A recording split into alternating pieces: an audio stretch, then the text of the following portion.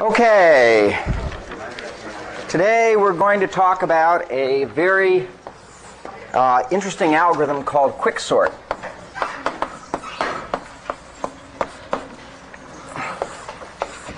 Which was invented by Tony Hoare in 1962. Okay? And it has ended up being a really interesting algorithm from many points of view. And because of that, it turns out today's lecture is going to be both hard and fast. Okay, so everybody, if you didn't, if you see the person next to you sleeping, you'll want to say, let's get going. So it's a divide and conquer algorithm.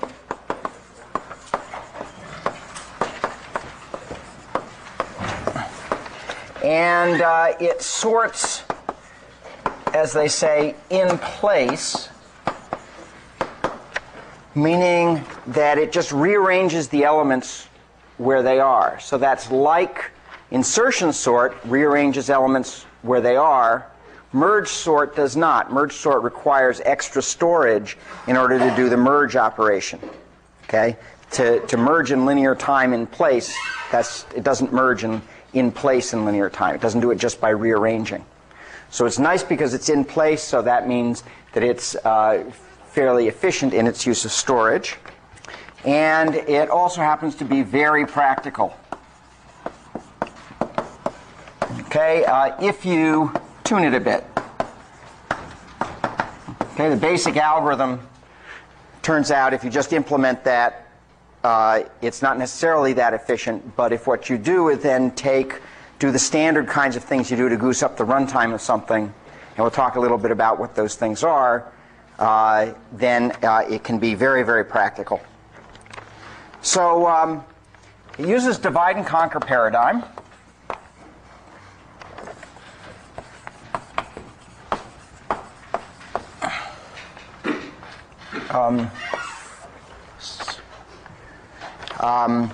And so first step is divide. And to do this, basically it does it by partitioning. So it partitions the array, the input array, into two subarrays around an element we call the pivot,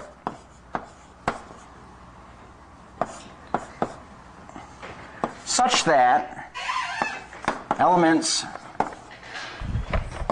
in the lower subarray are less than or equal to x, are less than or equal to elements in the upper subarray. So if we draw a picture,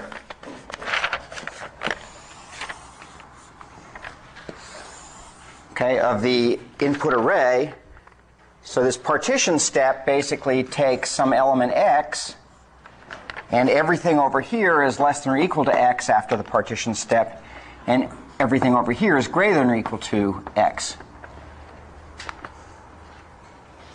Okay? And so now the conquer step is pretty easy.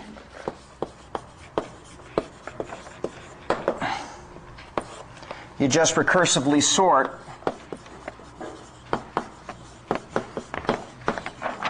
the two subarrays. So I recursively sort the elements less than or equal to x. I recursively sort the elements greater than or equal to x. Okay? And then the combine is then just trivial, because once I've sorted the things less than or equal to x and sorted the things greater than or equal to x, the whole thing is sorted. Okay, so there's nothing to do really for the combine. So the key step in quicksort is this partition step. So that's the thing that that does all of the work. And so you can view quicksort as just recursive partitioning. That's all it is. Okay, just as merge sort was recursive merging, Okay, quicksort sort of goes the other way around and does recursive partitioning.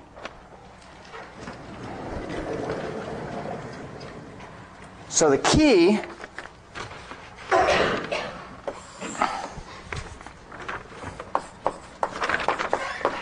is the linear time, by which I mean theta n,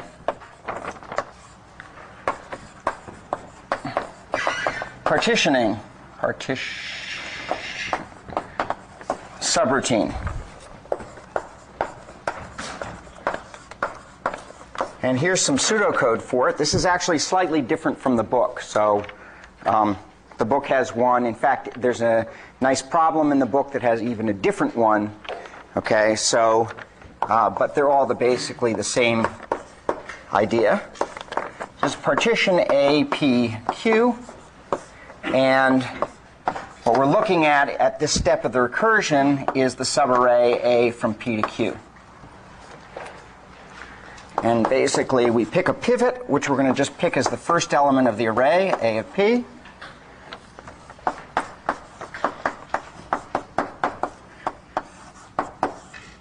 And the book, just for your information, uses A of Q. But I use A of P. Doesn't really matter. Okay?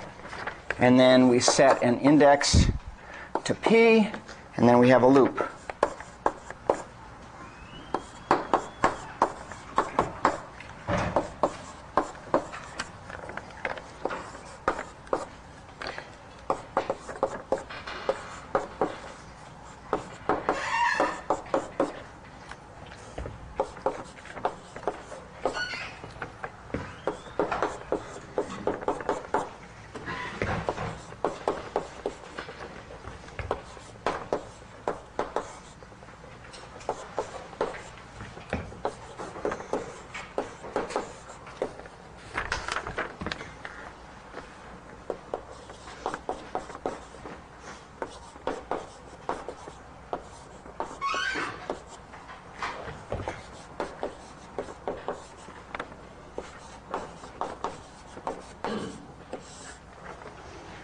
Okay, so this is the code. So it's basically the structure of it is a for loop with an if statement in the middle. Okay, and so the structure of the algorithm of this partitioning step looks as follows. We set the pivot to be the first element. So here's P, and here's Q. Okay, so this is going to be our invariant for the loop. Okay, and at any time during the execution of the loop, I essentially have some values up to I, which are already less than or equal to x, and then some values that end at j minus 1 that are greater than or equal to x. And then I don't know about the rest. And so we start out with I equal to P and j equal to P plus 1. Starts out at P plus 1. Okay, so that everything is unknown except for x here. Okay? And then the idea is that it's going to preserve this invariant. And the way it does it is, as we go through the loop, is it looks at A of j, and it says, is it greater than or equal to x? Sorry, is it less than or equal to x? Okay, if it's greater than or equal to x, it does nothing. Okay, because what can happen? If this is greater than or equal to x, essentially it just goes to the next iteration of the loop, which moves this boundary, and the invariant is satisfied. Does everybody see that? Yep. Okay? But if it's less than or equal to x, I've got a problem. If I want to maintain the invariant, if this next element is less than or equal to x. And so what it does then is it says, oh, let me just move this boundary and swap this element here, which is greater than or equal to x, with this one here that's less than or equal to x, thereby increasing the size of this subarray, and then the invariant is satisfied again. Okay? It's a fairly simple algorithm. And it's actually a very tight and easy algorithm, so that's one reason that this is such a great piece of code. Okay? Because it's very efficient. Okay? Now in principle, so this basically, the running time for this on n elements is order n.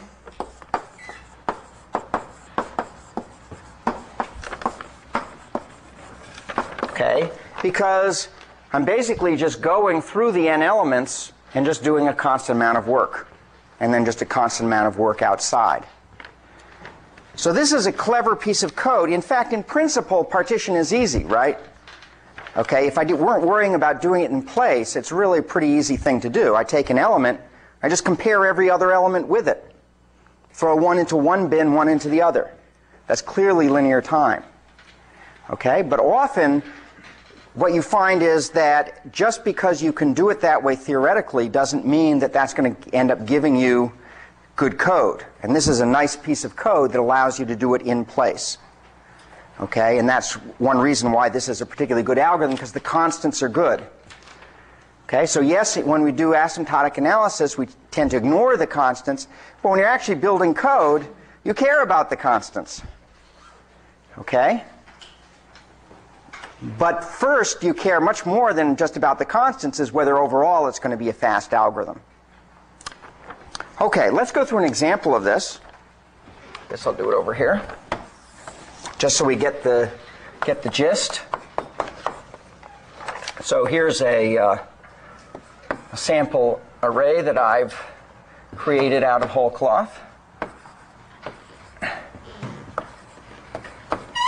Okay, and here we're going to set x, the pivot, to be 6. Okay, and so let's look to see how this algorithm works. So I starts out here, and j starts out here. Okay, if we initialize. And what we do is we start scanning right. Essentially, that code is scanning right until it gets something which is less than or equal to the pivot. So it keeps going here till it finds, j keeps incrementing until it finds something that's less than or equal to the pivot. And in that case, it's the number 5. And then it says, well, swap these two things. Okay, and it does that, and we get 6, 5, 13, 10, 8, 3, 2, 11. Okay, and meanwhile, now I gets incremented, and j continues where it left off. Okay, and so now we keep scanning right until we get to something that's less than or equal to the pivot. In this case, it's 3. So we swap 3 and 5, and we get 6, 3.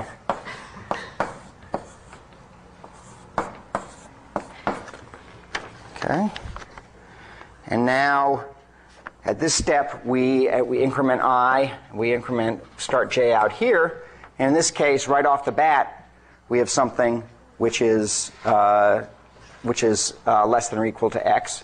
So we swap these two. Oops, I blew it, didn't I? Oops, what did I do? I swapped the wrong thing, didn't I, here? Aha! That's why I'm not a computer. Good. We should have swapped this guy, right? Swap I plus 1. Right? So this was I. We swap I plus 1. Good. So that's all wrong. Let's swap the right things. So now we get 6, 5, 3, 10, 8, 13, 2, 11. That even corresponds to my notes for some strange reason. Okay. So this is I, and now this is j. Okay. And now when I look, I immediately have something that's less than or equal to the pivot. So we swap this and I plus 1.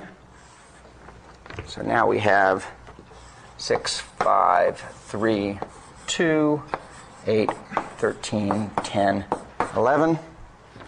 Okay, and we, at that point, increment I to here. And we have j now going here. and j runs to the end. Okay, and the loop terminates. When the loop terminates, there's one last swap that we do, which is to put our pivot element in the middle between the two subarrays. Okay, so here we swap this one and this one, and so that gives us then 2, 5, 3, 6, 8, 13, 10, 11, and this is the pivot, and everything over here is less than or equal to the pivot, and everything over here is greater than or equal to the pivot. Okay?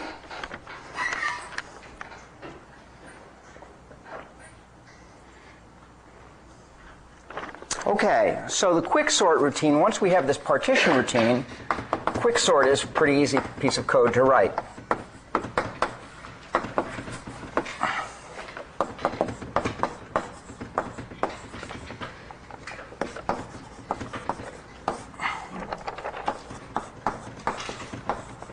Oh, I did. Ooh, I should have said return here I, right? Got to return what the pivot. Yeah, here I've got to return I, because we want to know where the pivot element is. Sorry, bug in my code. Okay, so R gets partition of A, P, Q, and then we quicksort A, P, R minus 1, and quicksort of A, R plus 1, Q. Okay? And that's it. That's the code. The initial call is quicksort of A1, N. Okay? Because once we've partitioned, we just have to quicksort the two portions, the left and right portions.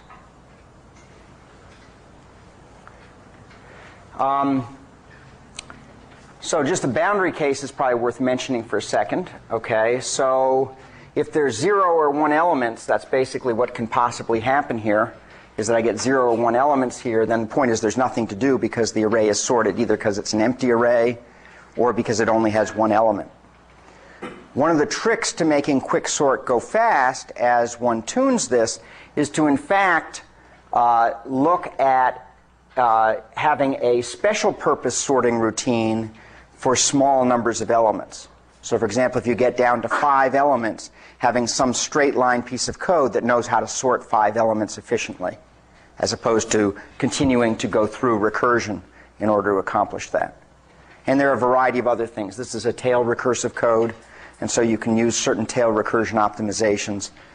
And there are a variety of other kinds of optimizations that you can use to make this code go fast. So yeah, you can tune it up a bit beyond what's there, but the core of it is this efficient partitioning routine. Okay. So, okay, so that's the algorithm. Turns out that looking at how fast it runs is actually a little bit challenging. Okay? So in the analysis, we're going to assume that all elements are distinct. Okay? It turns out that this particular code does not work very well when you have repeated elements. But Hoare's original partitioning routine is actually more efficient in that case if there are duplicates, okay, in what you're sorting. And I encourage you to look at that, but it's got a more complicated invariant for a partitioning routine, but it does a similar kind of thing. It's just a bit more complicated. Okay. If they weren't all distinct, there are things you can do to make them distinct, or you can just use, this code, but the easiest thing to do is just use Hoare's original code, because that works pretty well when they're non-distinct. Okay, but this is a little bit easier to understand. So let's let T of n be the worst case running time on n elements. Okay, and so what is the worst case?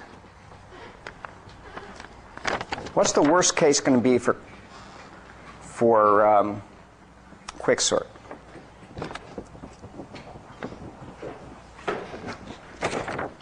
Yeah. You always choose a pivot where everything is greater than or less than?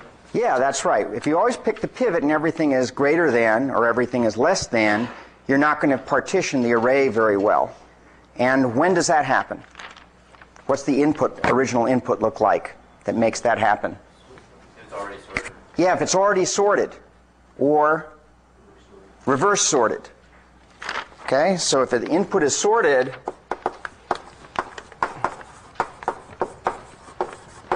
or reverse sorted.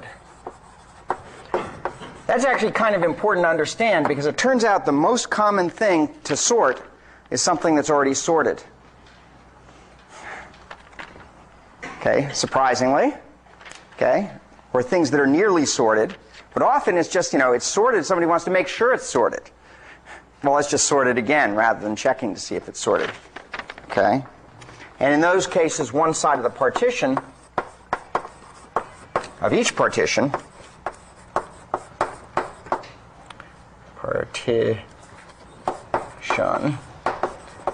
has no elements. So then we can write out what the recursion is for that. So if T of n, if one side has no elements, we're going to have T of 0 on that side. And on the other side, we're going to have T of n minus 1. So that we're just writing out the recursion for this. Okay? So one side has no elements, the other side has n minus 1 elements. And then the partitioning and all the bookkeeping and so forth is order n. Okay? So what is T of 0?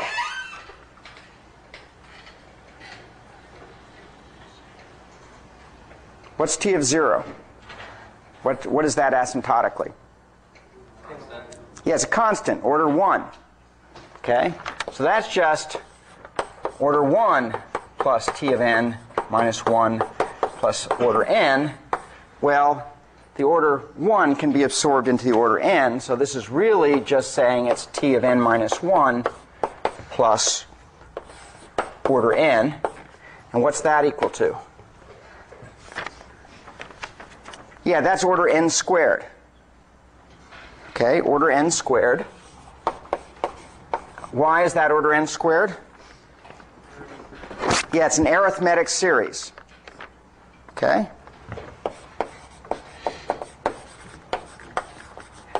Okay, actually just like we got for insertion sort. Just like for insertion sort. Okay, it's an arithmetic series. We went through all that work, and we have an algorithm called quicksort, and it's no faster than insertion sort. Okay? Nevertheless, I said it's a good algorithm.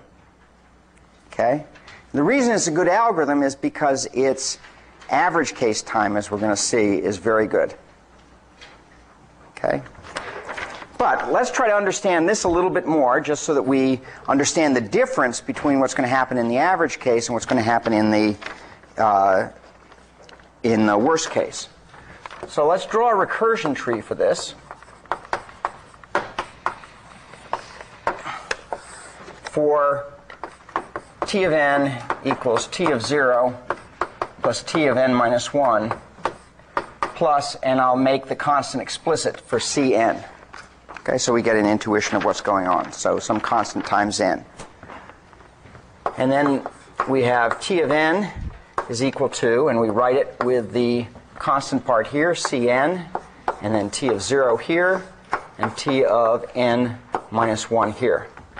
Now I know that all you folks are really fast and want to jump immediately to the full-blown tree, but let me tell you, my advice is that you spend just a couple minutes writing out. It only costs you, since the tree grows exponentially, it only costs you a constant overhead to write out the small cases, okay, and make sure that you've got the pattern that you're developing. So I'm going to go one more step. So here we have t of 0, and now this becomes this becomes c times n minus 1, and now we have another t of 0 over here, and t of n minus 2. And we continue that, dot, dot, dot, until we get to, so that's all equal to Cn with a t of 0 here, c times n minus 1 with a t of 0 here, c of n minus 2, okay, t of 0 here. And that all the way goes down till we end up with order 1 down here. Okay? So what's the height of this tree?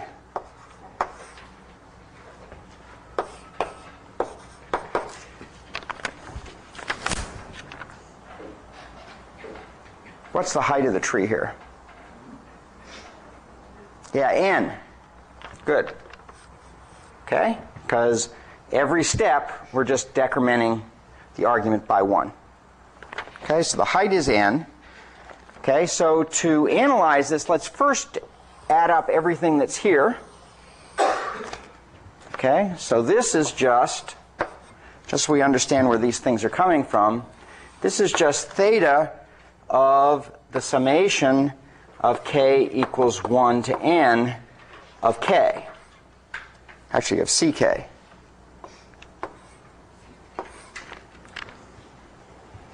Okay? So that's what's in there, and that's equal to order n squared. So that's where our arithmetic series is coming from. So that's order n squared. Okay? And then all of these things here are all theta 1s.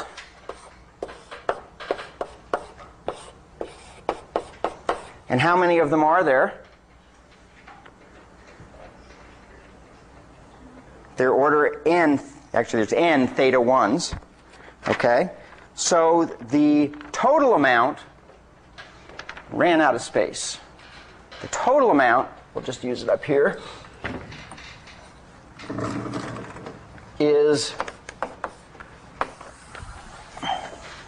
t of n equals theta of n plus theta of n squared, and that's just equal to theta of n squared.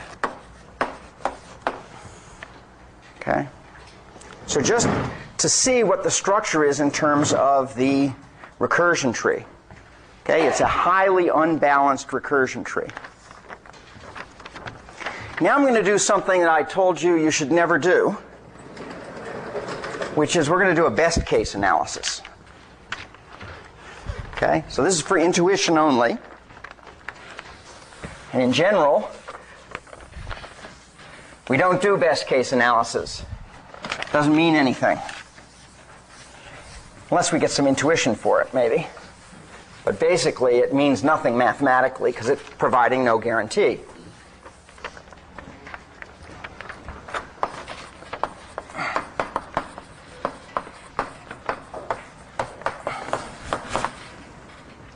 Okay?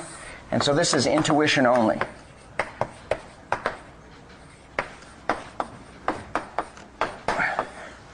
Okay? So if we're really lucky,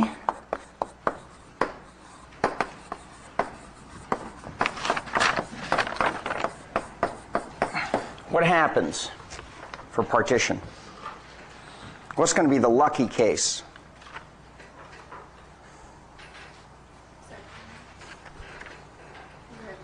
Yeah, it splits, boom, right in the middle. Okay, which is essentially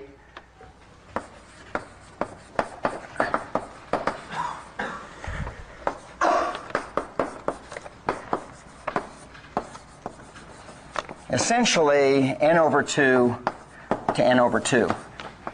It's really n over 2, n minus 1 over 2 to n minus 1 over 2, but we're not going to worry about the details because we're only doing intuition for the best case, because best case is not what we want. So if that happened, what's the recurrence that I get? Imagine it split it exactly in the middle every time.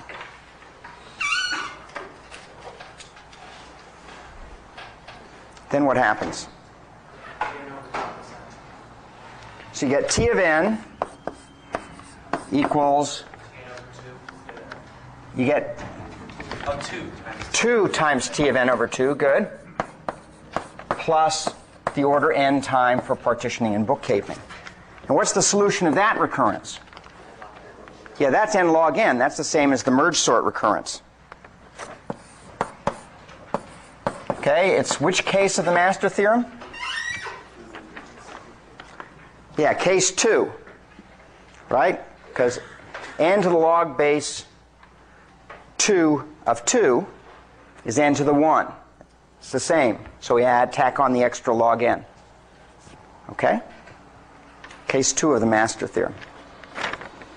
Okay? So that's pretty good. That says that in the best case, quicksort's going to do well. How about, let's suppose the split is always, let's say, 1/10 to 9/10. Okay, 1/10 times n, 9/10 times n. Okay? Suppose it's always, okay, is that, in that case, are we lucky or are we unlucky?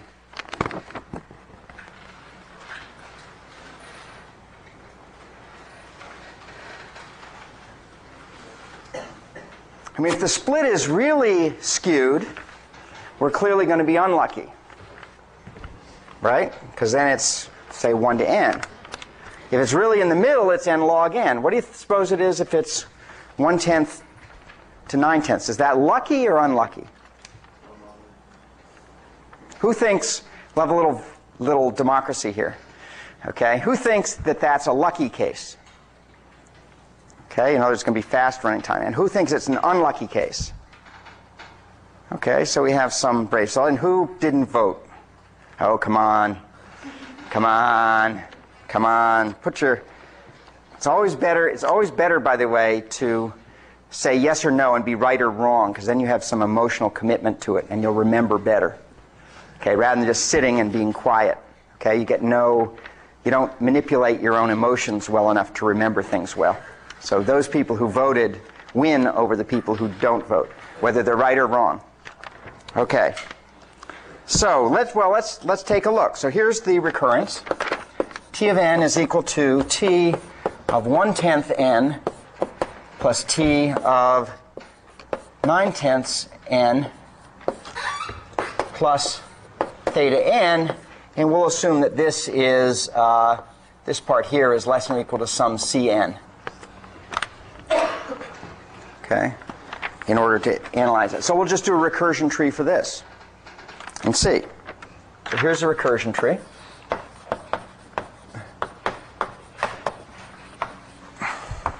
So we have T of n.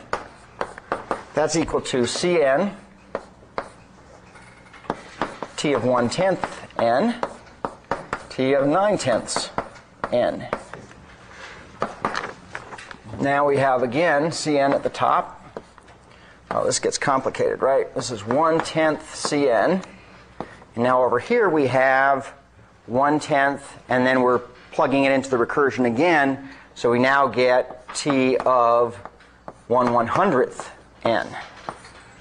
And over here we get T of, what? 9/100ths n.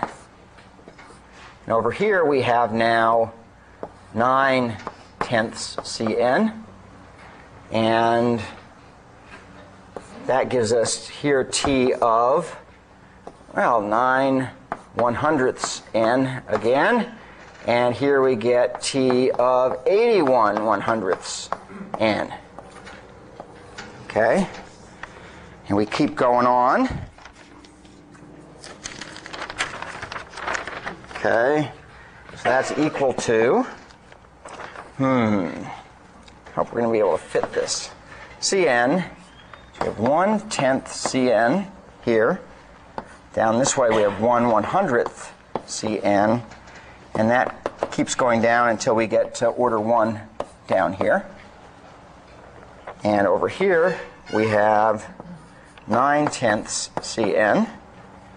And here, let's see, this is 9/100ths Cn, and this is now 9/100ths Cn, and this is 81/100ths Cn. Whew. And these things keep going down, okay, till they get down to order 1. But the leaves are not all at uniform depth here, right? I mean, this side is way further up than this side, right? Because here we're only going down by 9/10 each time. So in fact, what's the height looking, or what's the length of this path here? What's the length of this path down to this leaf if I take the leftmost spine?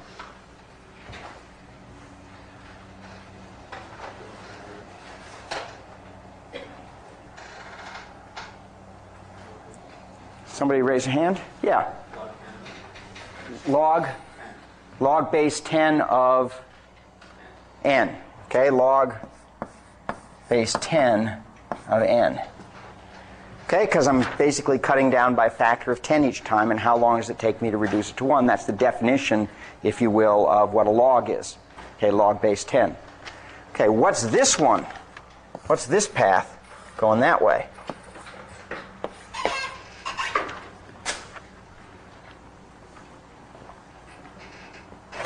Yeah. Log base 10 over 9. Yeah, log of n. Okay. Log base 10 over 9 n. Because we're going down by 9/10 each time.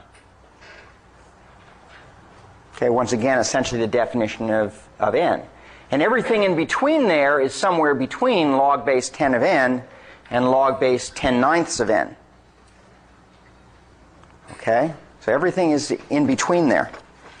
So now what I can do is do the trick that we did for merge sort in looking at what the evaluation of this is by adding up what's the cost of the top level.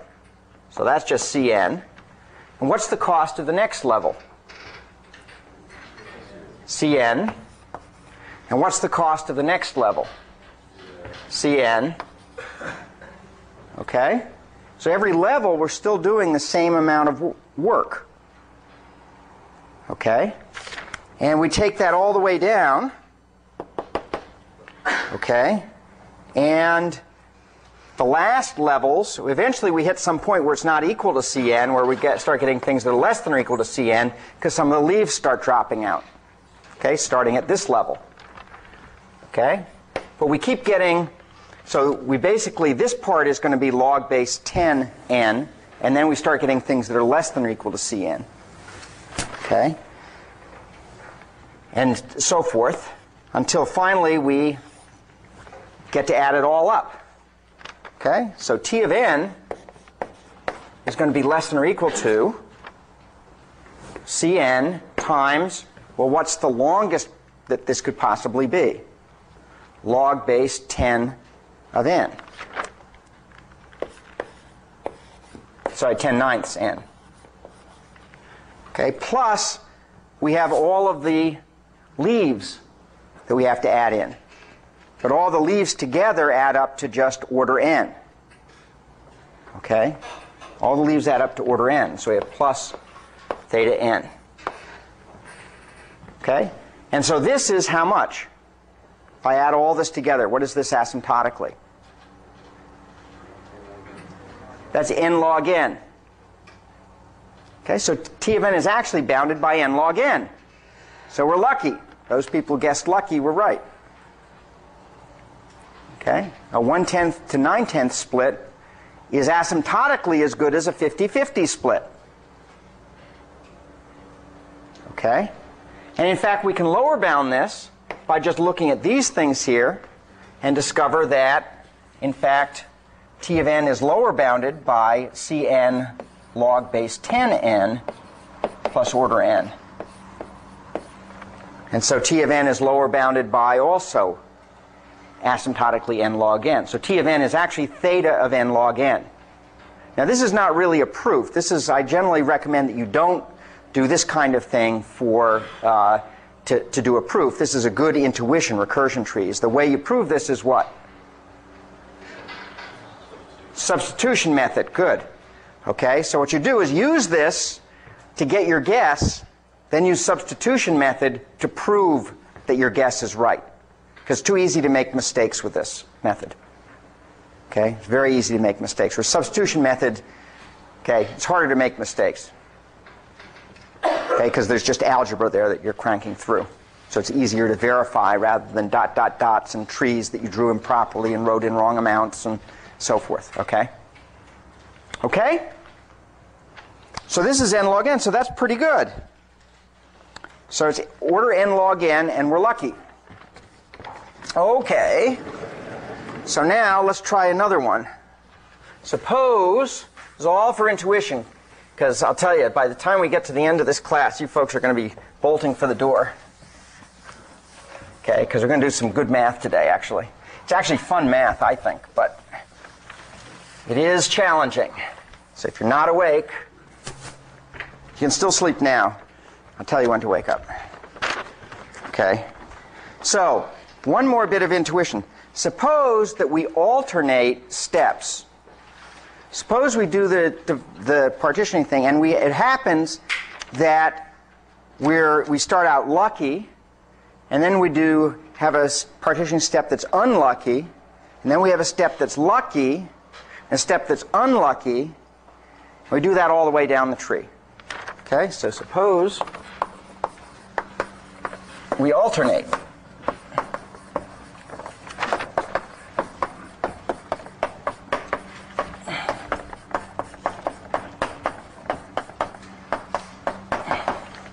Okay, so are we lucky or unlucky if we do that?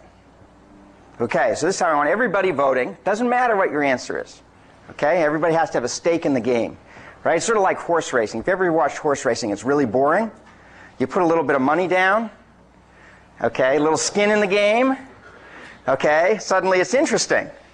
Okay, so same thing here. Okay, so I want everybody with some skin in the game. So who thinks this is going to be lucky? Whoa, who thinks it's going to be unlucky? Whoa, okay. Who didn't vote? You guys. No skin in the game, huh? Okay, so let's analyze this.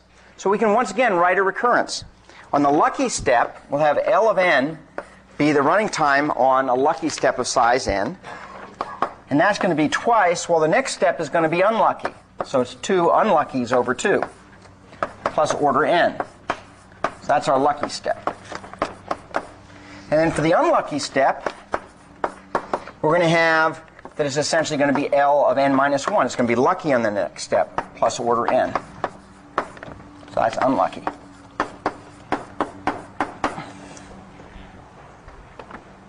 Okay? So see how I've described this behavior with a system now of recurrences, okay, that are dependent, where the boundary cases, once again, which aren't unstated, is that the recurrences have a constant solution, okay, with constant input. Okay? So now we just do a little bit of algebra using substitution. L of n is then equal to, well, I can just plug in, for u of n over 2, plug in the value of u of n over 2. And that gives me 2 L of n over 2 minus 1 plus theta n plus theta n. Okay, so see what I did here? Okay, it's simply plugged in, for u of n over 2, I plugged in this recurrence. In fact, technically, I guess I should have said here theta of n over 2, just to make the substitution more straightforward. It's the same thing, but just to make it, not to skip a step. Okay? Not to skip a step. Okay, so that we can now crank through, and that's 2 L of n over 2 minus 1 plus, and now I have 2 theta n over 2's plus another 1. So all of that is just order n. And what's the solution to that recurrence? N log n.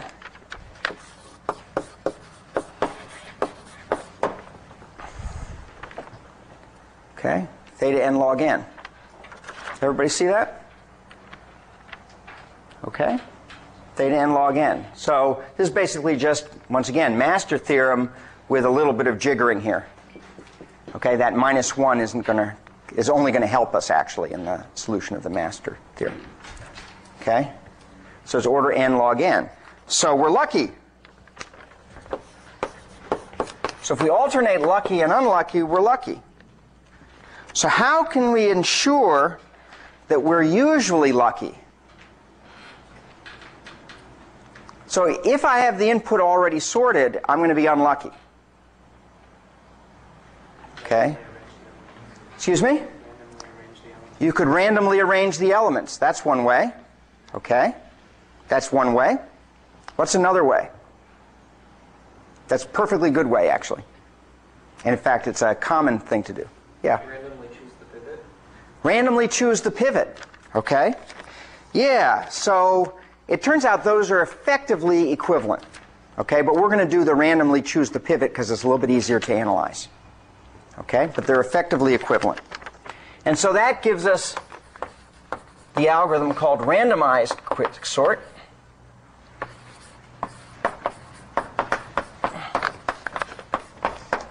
Okay, and the nice thing about randomized quicksort is that the running time is independent of the input ordering. Okay, very much for the same reason that if I just scrambled the input, it would be independent of the input ordering. Right? If I randomly scramble the input, then it doesn't matter what the order of the input was. Whereas original quicksort has some slow cases, input sorted or reverse sorted, and some fast cases. Okay, in particular, it turns out that if it's random, it's going to be pretty fast. Okay, if I actually randomly scramble the input or pivot on a random element, okay, it doesn't matter what the input was. So if you were competing, one way to think about this is with an adversary. Okay, imagine your adversary. You're saying, I have a good sorting algorithm. And he says, I have a good sorting algorithm, and you're trying to sell to a single customer. And the customer says, okay, you guys come up with benchmarks for each of your algorithms. And you get to look at his algorithm. Well, you look and you say, oh, he's using quicksort. I'll just give him something that's already sorted. Okay, that's what you could do to him. If you had quicksort, he would do the same thing to you. Okay, so how can you defeat him? Well, one way is with randomization. Okay, big idea in computer science. Okay, use random numbers. Okay, so the idea here is if I permute the ordering at random, as one suggestion, or I pivot at random places, okay, then the input ordering didn't matter. And so there's no bad ordering that he can provide that's going to make my code run slowly. Now, I might get unlucky, but that's just unlucky in my use of my random number generator. It's not unlucky with respect to what the input was. What the input was didn't matter. Everybody follow that? Okay? So the nice thing about randomized quicksort is that it makes no assumptions about the input distribution. You don't have to assume that that all inputs are equally likely, because either you can make it that way or you pivot in a way that makes that effectively hold. And there, in particular, there's no specific input that can elicit the worst case behavior. Okay? The worst case is determined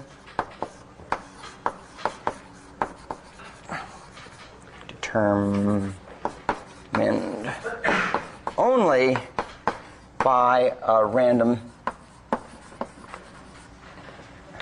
number generator. Okay? And therefore, since it's only determined by a random number generator, we can essentially bound the unluckiness mathematically. We can say, what are the odds? Okay? Okay, so we're going to analyze this. And this analysis this is where you know whether you belong in this course or not. If you skipped 6042 or whatever, this is a good place to do the comparison. Since it is going to be a little bit, why don't people just stand up for a moment and take a stretch break? Okay? Since this is going to be a nice piece of mathematics we're going to do, you're going to want to feel fresh for it.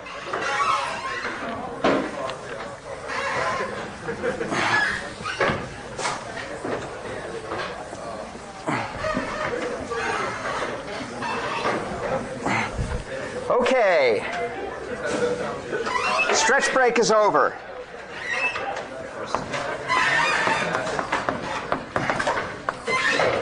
Okay, analysis.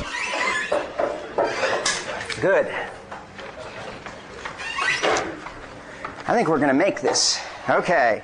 I'm sort of racing. There's a lot of stuff to cover today, so.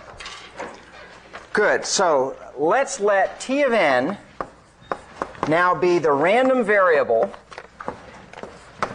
for the running time. Okay, assuming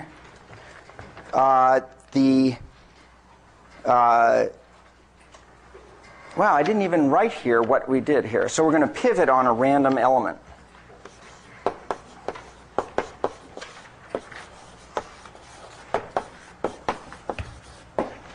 Okay, so that's the basic scheme we're going to do. And the way I do that, by the way, is just in the code for partition. Rather than partitioning on the first element, before I do the partition, I just swap the first element with some other element in the array, chosen at random, perhaps itself. So they're all equally likely to be pivoted on. And then just run the ordinary partition. Okay. So this is the random variable for running in time, assuming we have to make an assumption for doing probability. The random numbers are independent. Okay, so when I pivot in one place, it's independent of how I pivoted in some other place as I'm running this algorithm. Okay? So then, to analyze this, what I'm going to do is I want to know where we pivoted. So for k equals 0, 1, up to n minus 1, okay, let's let, for a particular partition, the random variable x sub k be 1 if partition generates a k to n minus k minus 1 split. Okay, and 0 otherwise. So I'm picking, in the partition routine, I'm picking a random element to pivot on. Okay? And x sub k is going to be my random variable that's 1 if it generates a split that has k elements on the left side and n minus k minus 1 elements on the right side of the pivot. Okay, sum of those two, of course, is n minus 1 because I also have the pivot. Okay? And 0 otherwise. So I now have n random variables that I've defined associated with a single partition. Okay, where all of them are going to be 0 except one of them, whichever one happens to occur. Okay, is going to have the value 1. So this is called, by the way, what's the name of this type of random variable?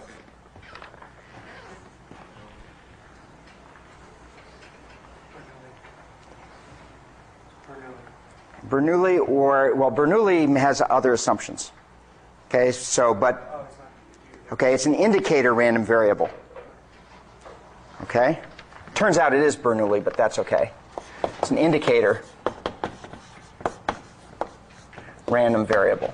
Okay, it just takes on the value 0, 1. And Bernoulli random variable is a particular type of indicator random variable, which it turns out these are.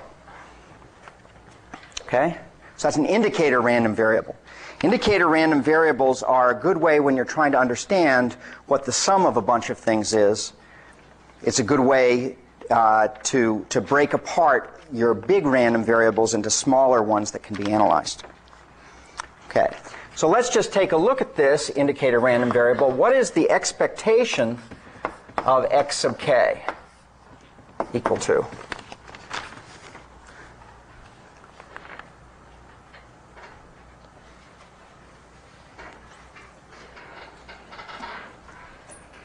In other words, what is the probability that I generate a k to n minus k minus 1 split?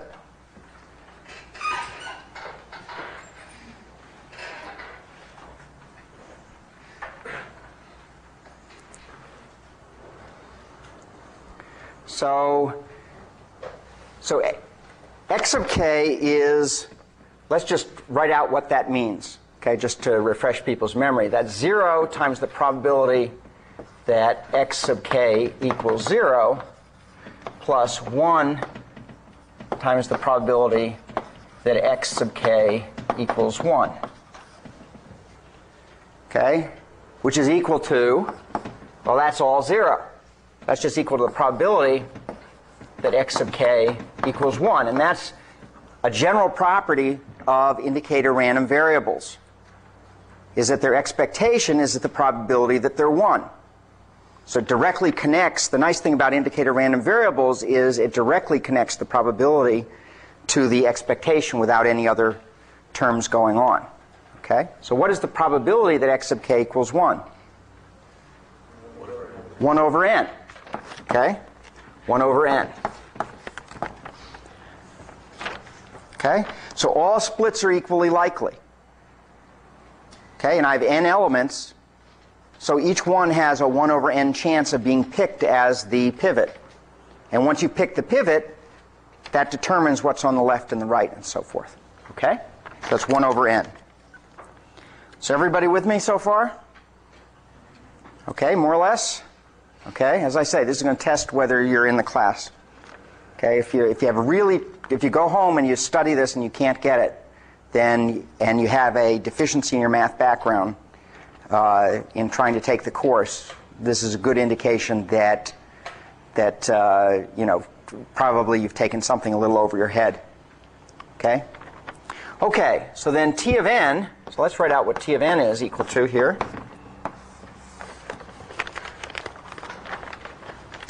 So T of n is going to be equal to T of 0 plus T of n minus 1 plus theta of n if we get a 0 to n minus 1 split.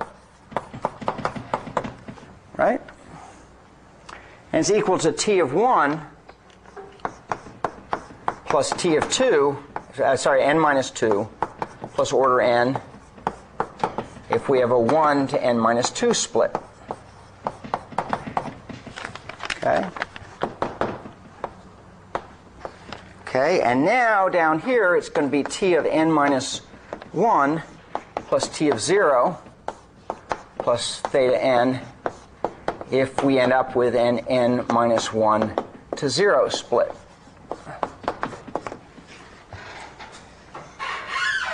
Okay, so this is our recurrence for T of n. And unfortunately, this recurrence is kind of hairy because it's got n cases. And this is once again where the brilliance of being able to use indicator random variables comes in, because we will be able to take this case analysis and reduce it to mathematics. Okay, so we don't have cases, okay, using indicator random variables. The way we do that, okay, is using the following trick of converting the cases into a summation.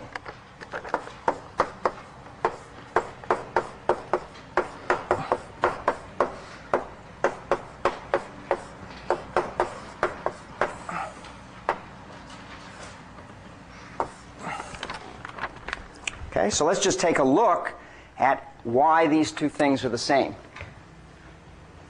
Okay, so the indicator random variable is 0 except for the case, except if you get the particular split. So therefore, this summation is going to be 0 except for that k which actually appeared, in which case it's the value that we say it is. Okay, see the trick? Using multiplication by a 0-1 variable to handle all the cases. Okay, I think that's damn clever. Okay, I think that's damn clever. Okay, and this is like the classic thing that you do with indicator random variables. One of the reasons they're a very powerful method. Because now we actually have a mathematical expression, hairy although it may be, okay, for our recurrence. Okay? Now what we're going to analyze is the expected value of t of n.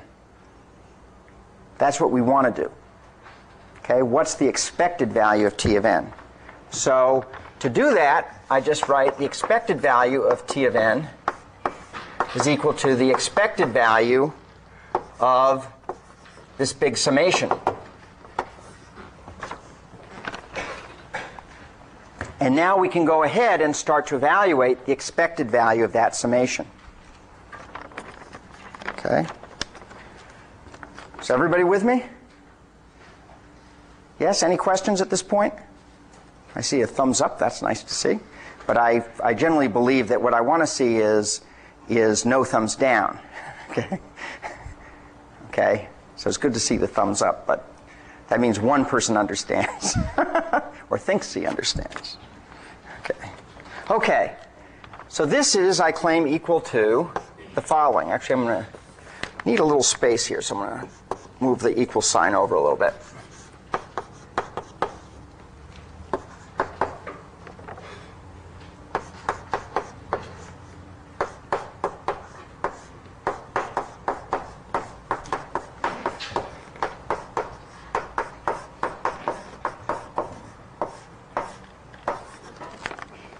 Okay, so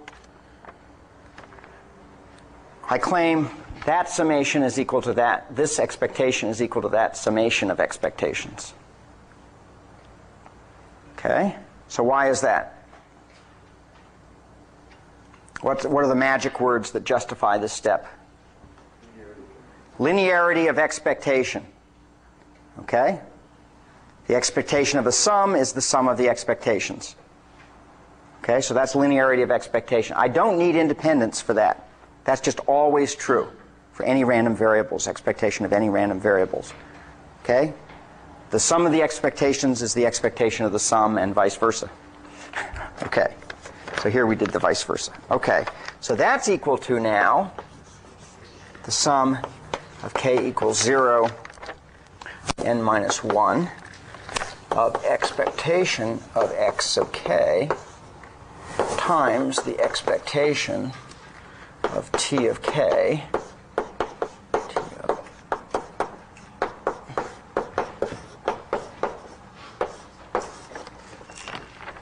So why is that true? So what I've done is I've split I've said the expectation of the product is the product of the expectations.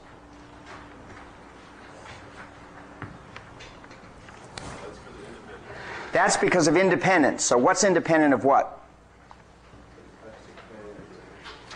Okay. The x sub k here, random variables, are independent of any of the other partitionings and the, if you will, the x sub k that would exist for any of the other recursive calls. Okay? So whatever happens in here is independent of what happened there. Okay, so we're actually hiding, since we have a recurrence, we're not using the same, we're not partitioning the same way each time, we have a different one. So we actually have something going on underneath the mathematics you have to pay attention to that the mathematics alone isn't really showing, which is that in t of k there's actually a set of random choices that are being made, if you will. Okay? And so you have to understand that those are independent of those, in which case we can multiply the probabilities of their expectations. Okay, everybody with me? Okay, so that's a big one. Independence of x of k from other random choices. Okay, that's equal to, now, well, first of all, this is nice. What's expectation of x sub k? 1 over n. Okay, that actually doesn't even belong in the summation. We can just pop it outside. Okay, so I get 1 over n times the sum of k equals 0 to n minus 1 of expectation of t of k plus 1 over n summation k equals 0 to n minus 1 of expectation of t of n minus k minus 1 plus 1 over n summation k equals 0 to n minus 1 of the theta n. Okay? So that's once again using linearity of expectation there, this time to split up these pieces. And just factoring out the expectation of k as being 1 over n. Everybody with me still? Okay. Okay, so all of this is elementary. It's just it's one of these things that's hard just because there's so many steps. Okay? And it takes that you've seen some of this before. Okay, so now the next observation is that these two summations are in fact identical. They're the same summation, just in a different order. This is going T0, T1, T2, T3 up to T of n minus 1. This one is going T of n minus 1, T of n minus 2, T of n minus 3, down to T of 0. So these are in fact equal. So therefore I have two of them.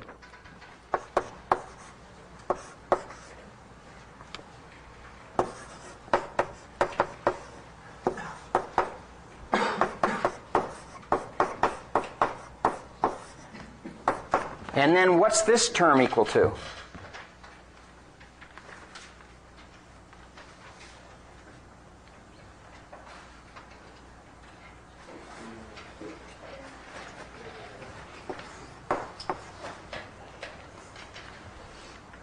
What's that one equal to?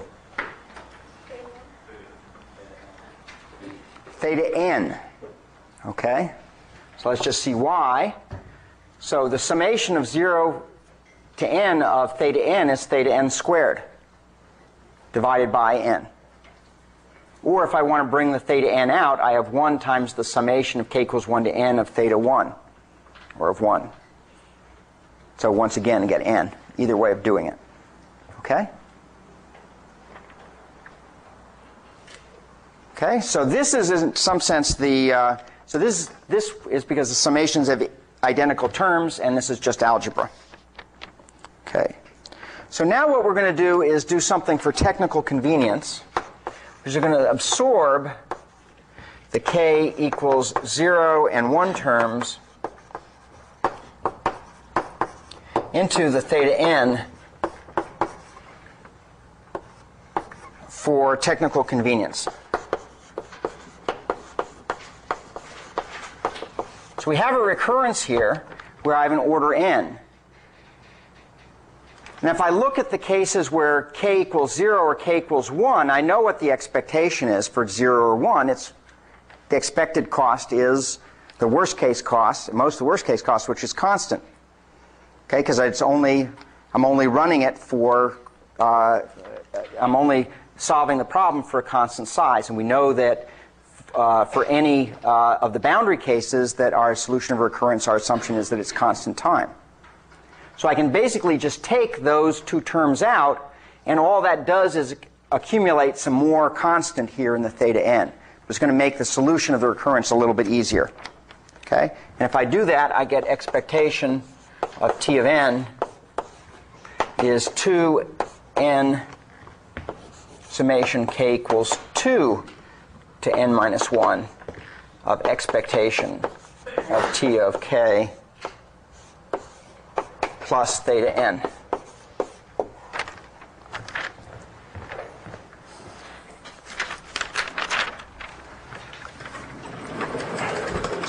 of that work was to derive the recurrence. And now we have to solve it.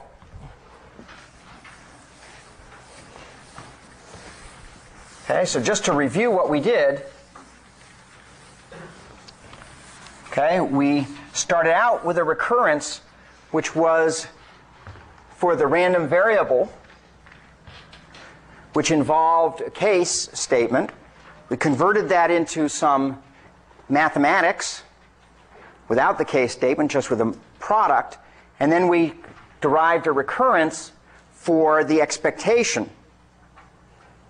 Okay, and now we're in the process of trying to solve that recurrence. So we've done some simplification of the recurrence so that we understand what it is that we're going to solve here. Okay? By the way, I don't give things like this on quizzes. I do expect you to understand it. The elements of this you will find on a quiz. You know, this is a lot of work to figure out. Okay? This took smart people to do. Okay? Even though it's all elementary. But working out something like this, the elementary level, is still a bit of work even for somebody who's knowledgeable in this area. So now we're going to solve that recurrence, that last recurrence over there. And we're going to prove that the expectation of t of n is less than or equal to a n log n for some constant a greater than 0. That's going to be what we're going to do. And so what technique do you think we should use to prove this? Does this look like a master method?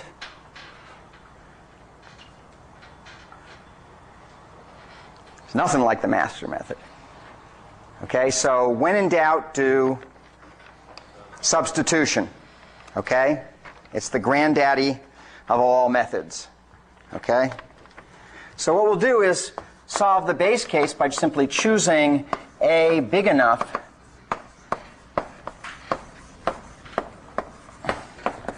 so that a n log n is bigger than the expectation of t of n.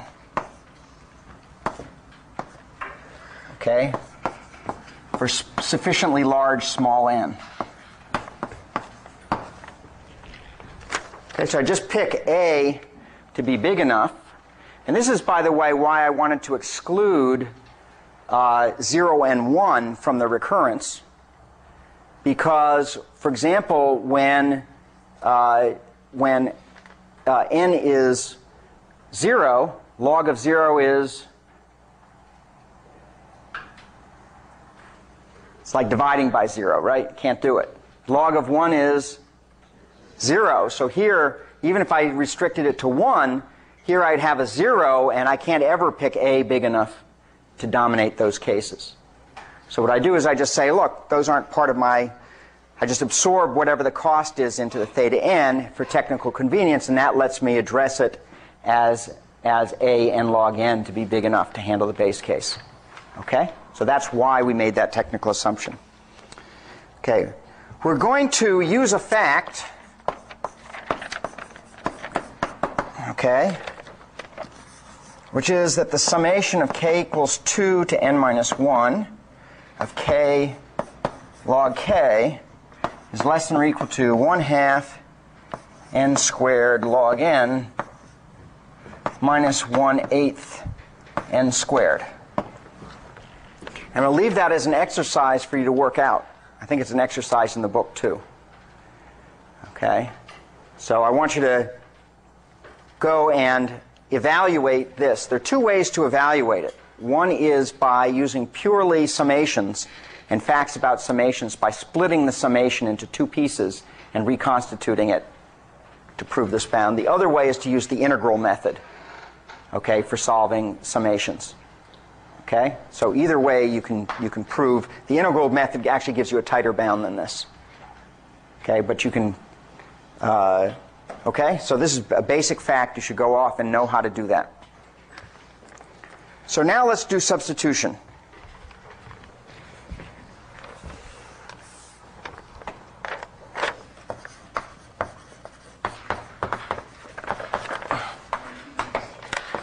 So the expectation of T of n is less than or equal to 2 over n, okay, times the summation k equals 2 to n minus 1 of, now we do the substitution of a k log k, the smaller values.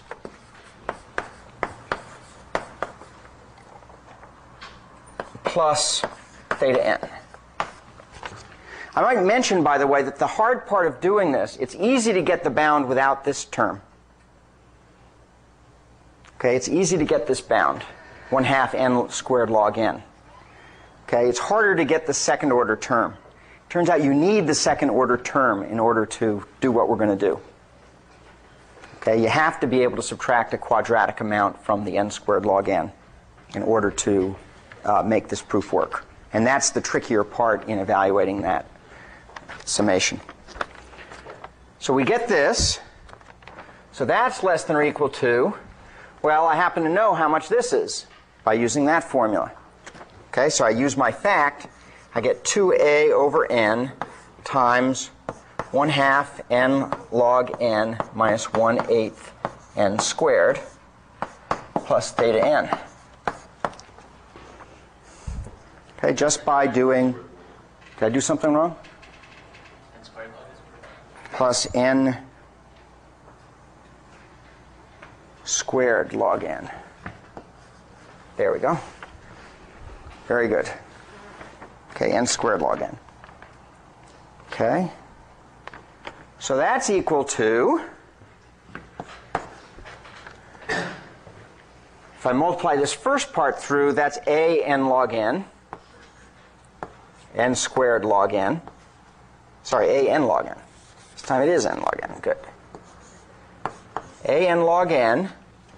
And now, so I don't make a mistake, I want to express this as my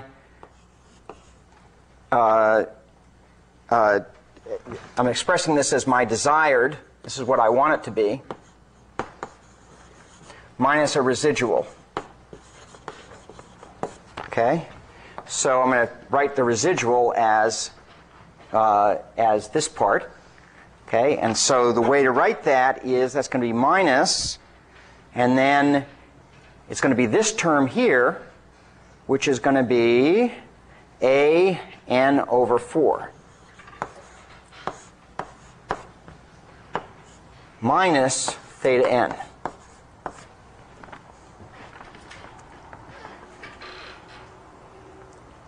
Okay? And that's going to be less than or equal to a n log n if this part is positive. And I can make that part positive by picking a big enough such that a n over 4 dominates the constant in the theta n here. Whatever the constant is here, I can find an a that's big enough so that this term makes this part positive. Okay? If a is big enough so that a n over 4 dominates theta n. And so the running time of randomized quicksort is order n log n. That's what we just proved. The expected running time is order n log n. Now in practice, quicksort is a great algorithm. Okay? It's typically 3 or more times faster than merge sort. Okay, so it doesn't give you the strong guarantee necessary of merge sort in being worst case n log n, but in practice, okay, if you use randomized quicksort, it's generally, as much as 3 times faster.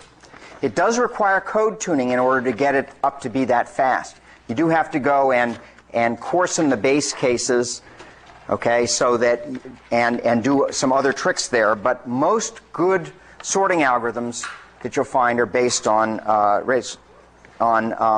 quicksort. It also, one of the other reasons it works well is because it tends to work well with caches and virtual memory. So we're not really talking much about caching models and so forth. Big topic these days in algorithms. But it does work very well with caches and virtual memory. So it's another reason that this is a good algorithm to use. Okay? Good. So, good recitation, by the way, on Friday. We're going to see another n log n time algorithm, a very important one in recitation on Friday.